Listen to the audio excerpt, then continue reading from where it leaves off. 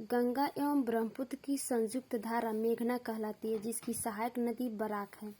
ब्रह्मपुत्र नदी पर असम में विश्व का सबसे बड़ा नदी द्वीप माजुली स्थित है। ब्रह्मपुत्र को तिब्बत में सांगपो, अरुणाचल में दिहांग तथा असम में ब्रह्मपुत्र कहा जाता है। नदी द्वारा लाए गए अवसाद का जमाव जब मुहाने पर होता है तो उसी को डेल्टा से निर्माण होता है। डेल्टा की आकृति जो है त्रिभुजाकार होती है। जो नदी डेल्टा नहीं बनाती है उसके मुहाने को एस्चुअरी, जिसे ज्वार नदमुख कहा जाता है। नर्मदा नदी ज्वार नदमुख का निर्माण करती है।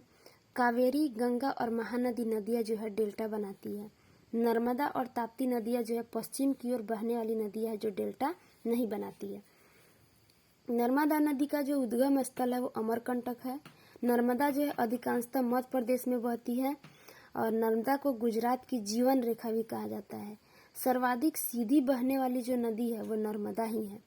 धुआंधार जलप्रपात जो जबलपुर मध्य प्रदेश में पड़ता है और सतपुरा पर्वत क्षेत्र में नर्मदा नदी पर स्थित है। गंगा ब्रह्मपुत्र नदियां भारत में जो पश्चिम बंगाल एवं बांग्लादेश में विश्व का सबसे बड़ा डेल्टा सुंदरवन है और मैंग्रोव वनस्पति क्षेत्र में बनाती है।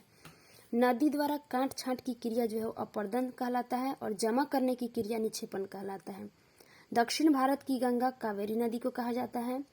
कावेरी का उद्गम जो स्रोत है वो ब्रह्मगिरी पहाड़ियां है। शिव समुद्रम जो प्रपात है वो कर्नाटक के मांड्या जिले में कावेरी नदी पर स्थित है। कावेरी जल विवाद जो है वो कर्नाटक और तमिलनाडु के बीच में है।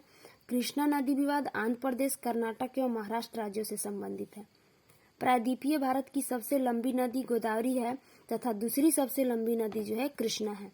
गोदावरी को वृद्ध गंगा मतलब बूढ़ी गंगा या दक्षिण गंगा के नाम से जाना जाता है, जिसका उद्गम स्थान क्या है, नासिक जो महाराष्ट्र में पड़ता है उसके त्रयंबक गांव की पहाड़ियों में है। पैनगंगा जो है गोदावरी की सहायक नदी है। शिप्रा नदी जो है जो मध्य प्रदेश में है चंबल की सहायक नदी है। असम का शोक जो है ब्रह्मपुत्र नदी को कहा जाता है।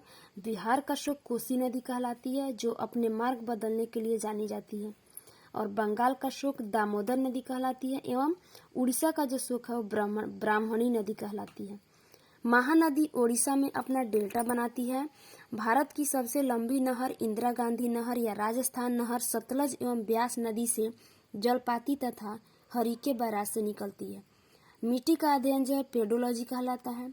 झीलों का अध्ययन लिम्नोलॉजी कहलाता है। चट्टानों का अध्ययन पेट्रोलॉजी कहलाता है। और भारत की ऊंची झील जो है चोलामू है वो सिक्किम में पड़ता है।